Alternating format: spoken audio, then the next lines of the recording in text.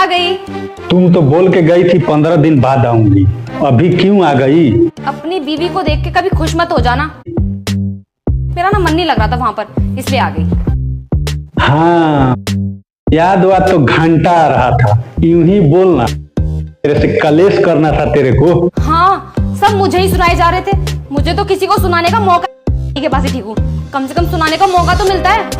अरे मेरा ही जान तेरे को खाने पर लगा है। बकवास मत करो। आधी तो खा चुकी है, आधी ही बाकी है। सोचा था 15 दिन मजे करूंगा। अरे कहाँ जा रही है? अंदर। कोई छुपा वुपा तो नहीं रखी तुमने? अरे कहाँ जा रही है? कहाँ जा रही है का क्या मतलब होता है? कहीं भी जाऊँ मेरी मर्जी। हाँ हाँ, तुम्हारा ही घर पूरा है। तुम ये वाला बाथरूम में जाओ,